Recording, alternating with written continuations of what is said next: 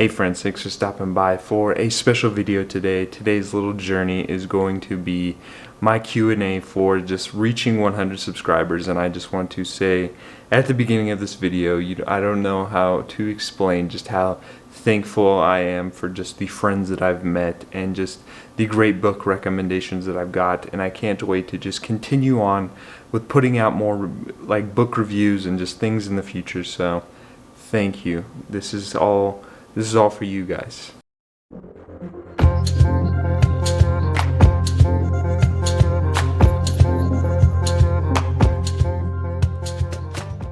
But to celebrate a little bit, I did a Q&A video asking for some questions ranging from different kind of topics, and I'm thankful that quite a few people put forth some questions. So I think without further ado, let's hop into the questions.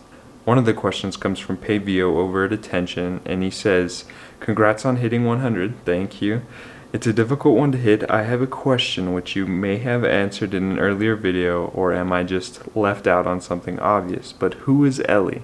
And I think that this is a question that I think I needed to address a while ago, because I think a lot of people are confused about this, but it is actually from Up, one of my favorite Disney movies, and her kind of like slogan, or not so much slogan, but just like the thing that she always says that her and Doug are always kind of talking about is just adventure. And there's this one guy that lives in a blimp, and yeah, he travels around and he says adventure is out there. And then Ellie, she is always kind of saying that. So that is kind of the reason why I always say that, because that's like my favorite movie. Up is one of my favorite movies. And just after watching that, like, I have always kind of lived by that kind of like just kind of catchphrase that adventure is out there. So that's kind of why I always end on my videos like that. The next question comes from Steve Donahue, who says, "Congratulations. My question, have any of your starting point expectations about BookTube been rudely shattered?" And I think to answer this, I would say that I thought that this would be really easy. I thought that it would be not difficult at all to come on here and talk to a camera, and that it would be just a breeze, and then like editing, that wasn't going to be hard at all. But I think that is the reason. Like, once I first started filming, I figured out that I'm terrible on camera initially, and I'm still kind of getting used to the nerves and everything and talking in front of a camera. But I've come to notice that it takes a lot of time to like put together these videos and plan them out, and then editing, that is so daunting. Like, that scares me. I'm still trying to like learn how to work everything on Adobe, and I'm trying to kind of improve my editing, but with like school and everything going on, it's hard to find time. But that is probably the thing that I was rudely awakened of, that it's not easy to come on here and do this. Some people, it's just like a breeze for them, but for me, with like a control freak and everything, it is extremely hard. Next up comes from Hugo over at Scientist Reading Room, and first off he says, "First, what are you studying?" And I'm currently studying history, and then I plan on going to grad school for creative writing, and then maybe someday getting a PhD in literature and teaching and just being an author. That is one of the things that I've always wanted to do, is just craft stories. I've always been kind of like a storyteller, and one of the perks of kind of having ADHD is my mind is always wandering. So like ideas will just come to my mind all the time. So I have like a journal full of just ideas that I just want to put on pages. So that is one of my goals, is to just write all kinds of stories. And then he says, "What is your dream travels?" I would love to just eventually travel the world, like coming from like Up with like that is kind of my favorite movie, and that blimp, the guy that lived in the blimp, I thought that was so cool.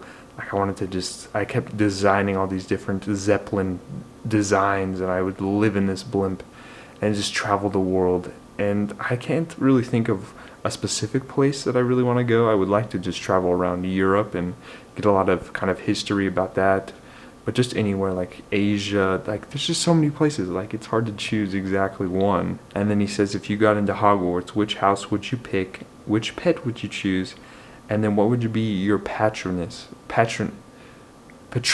I can never say that word right, but I would for sure be a Ravenclaw. I've taken that kind of Harry Potter test, and every time I've taken it, it's been a Ravenclaw. So I think because of just like my love for learning and academics and all that, I would be definitely a Ravenclaw. Sword and hat, putting me in Ravenclaw. My pets, I would have to go with a cat, I think.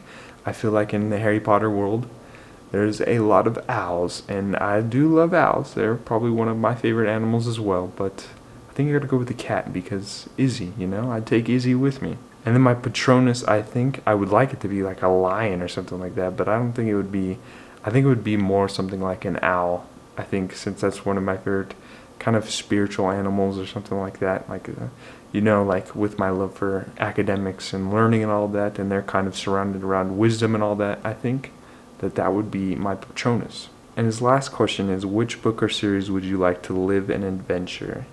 I would like, this is a tough one. I feel like the Percy Jackson series would be cool. No, I gotta give it to like just the Flamefall kind of series in the world that's in. I love dragons. If you haven't been on my channel before, I love dragons, and that is kind of the whole Dragon Academy aspects, and then kind of a little bit of Russian Revolution mixed in. And I love just spending my time in there and just watching these characters grow. I think I would fit in perfectly in the background as kind of like a little bit of side character. I would love to live in that world. The next question comes from Martin, who says, I'm new here, so you might have talked about this before, but what are some of your favorite booktubers if you have any? I think I don't really have a favorite because like I love just watching everybody's videos and getting all kinds of new recommendations. But I say some of the most like well-known ones. I really like Daniel Green's channel. Really great. I always look forward to kind of fantasy news on Tuesday always. Who else? Peru's Project is really cool. Books with Brittany. There's just so many. But just like I like the smaller ones, especially because they do a lot of book reviews and just in general. There's just all kinds of friends that I've met just through BookTube. So I can't really pick a favorite, but I do enjoy just watching everybody's videos. Next up comes from Iron Rain of Books, who says, what is your favorite Heroes of Olympus book cover? This is a tough one, but I think I'm going to have to give it to The House of Hades. If you've read the series, the Mark of Athena really left off crazy, and some things went down, and I was worried for my favorite characters. And in this one, if you can't tell, Percy and Annabeth look like they're in some trouble, and I was even more worried. But just everything that's going on with it, it's just got like everything. It's just, it's hard to choose out of all of them. I think a close second would be The Lost Hero because it's got this mechanical dragon. Dragons. Next question comes from Raul Reeds, and he asks, what is your favorite horror movie? And since I'm a scaredy cat, I don't really watch a lot of horror movies. I want to get back into horror and just watching more movies, but I think the one that I remember the kind of memories most of is, I think it's the third Conjuring movie? No, what is it? The third Insidious movie.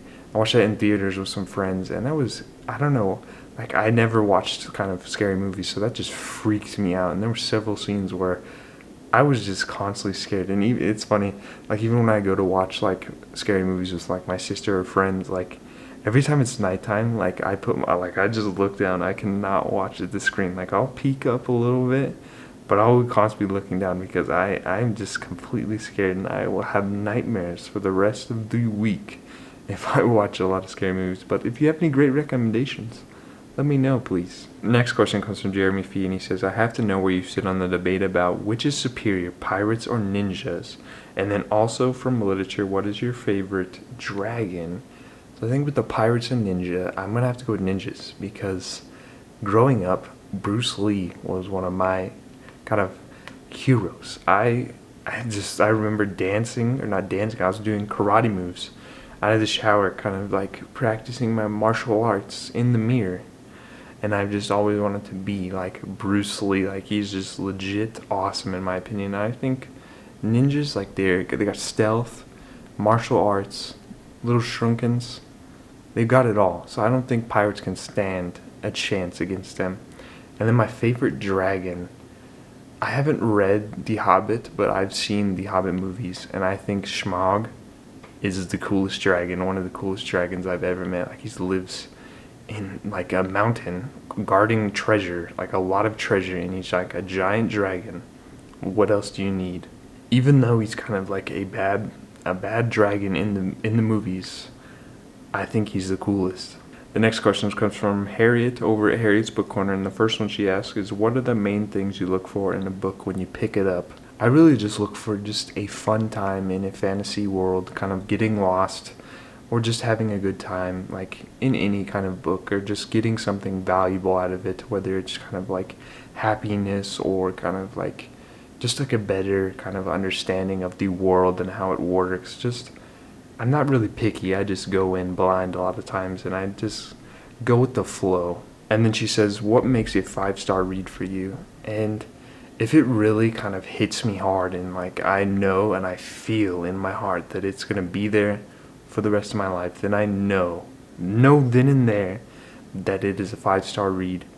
Like it just like, I don't know if anybody else has like kind of this like similar kind of feeling, but after reading a book, like I almost just feel like joyous and kind of happy.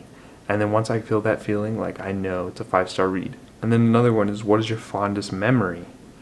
And I have somewhat of a terrible memory, but I would say that the thing that I can think of right now is just going on little picnics when we were kind of traveling and visiting family in England. We would rent like a little kind of little boat, a little pug, or not a pug, a little putt, and we would go on the Thames, the River Thames, Thames. I hope I'm saying that right. And then we would stop at a random spot, and then we'd get off and have a little picnic. And those are some of the fondest memories I have. They just bring back a lot of joy. And just some other memories I can think of is just like reading, kind of getting lost in libraries or kind of creating my own stories. Yeah, there's a lot of joy coming from those. And then our last question is, what are your favorite foods? And I love to cook, if you don't know. Like, I cook all the time. It's one of my favorite kind of stress relievers. And I just love like a lot of kind of just world cuisine, like just cooking different foods from different countries and trying new things. But I think I do love a good curry or just anything in general, like from Indian cuisine. What else? I love tacos. Taco Tuesday, one of the best things ever. I just love food, all kinds of food. I also love fruit. I eat a lot of fruit, any kind of fruit, whether it's like watermelon, cantaloupe, peaches, anything. I eat a lot of fruit. And the last question comes from Rainbow Sky Gay and Proud. The first question is, what are your favorite gay writers? Off the top of my head, I can't think of any that I've read from. I'm sure I've read from some, but I can't think of any off the top of my head. So if you have any great recommendations, please let me know. And then the second question is, what are your favorite genres? And for sure, fantasy and sci-fi, you know me. I love getting lost in fantasy worlds or kind of covering some topics in sci-fi that are pretty skeptical or kind of cool to imagine. The third question is, do you write fiction? And I do. I kind of write short stories a lot. I also do a little bit of poetry here on the side. But that's something that I always enjoy, is kind of just like whenever kind of an idea comes to my mind, I immediately go to my journal, because with the ADHD and everything, it's gone.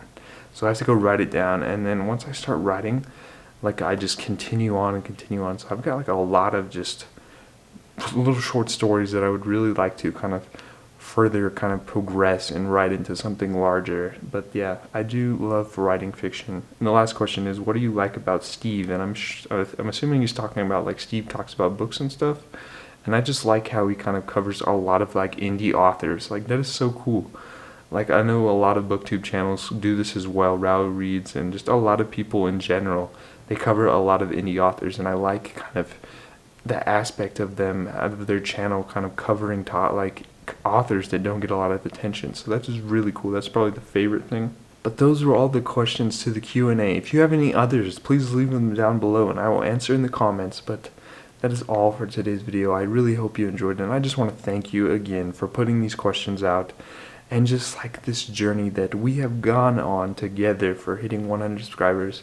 I never really set out for kind of accomplishing a certain amount. I just really wanted to find some friends that had a similar hobby and kind of find some new books to check out. So I hope you all have a splendid day, and I'm gonna leave you with a message from Ellie, who said that adventure is out there. So I'll catch you next time. Bye.